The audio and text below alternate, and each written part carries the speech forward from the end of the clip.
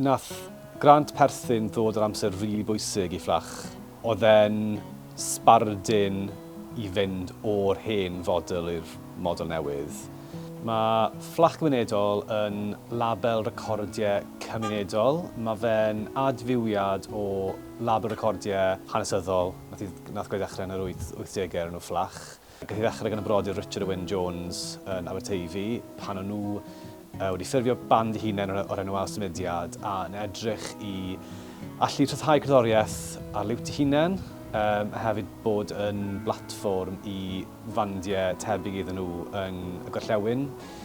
Be nath Grant Perthyn alluogi ni wneud oedd rhoi amser mewn I edrych mewn I sut I wneud hynna.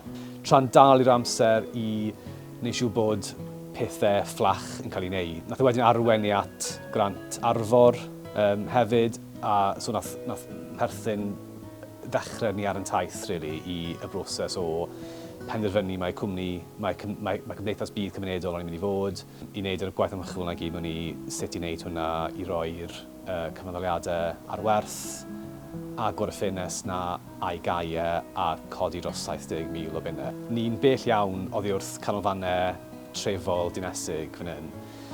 Mae cael adnodd fel Fflach Gymunedol yn meddwl bod pobl yn gallu aros yn yr ardal, yn gallu gweithio yn yr ardal, yn gallu creu cymuned creadigol, cymuned cerddorol, cymuned lle mae digwyddiadau byw yn digwydd ar stepen drws yn hytrach na gorfod mynd I Gaerdydd, Abertawe, Llundain, beth bynnag I fod mewn band, I rhyddhau cerddoriaeth, I ddysgu sut I gynhyrchu, dysgu sut I gymysgu sain, yr holl beth yna.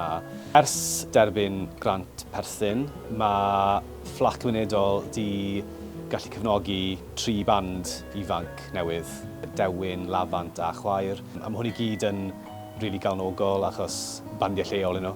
Mae fe'n adfywio y sîn yn lleol. Mae yna bobl ifanc unwaith eto yn cael cyfle I greu cerddoriaeth I roi eu hunain mas na a I roi eu hunain mas yn fyw fyd. Ni'n cynnal gigs misol yn y Seller yn y dre gyda pob math o fandiau dros Gymru gyd ond gyda yr emphasis ar roi llwyfan i'n bandiau lleol ni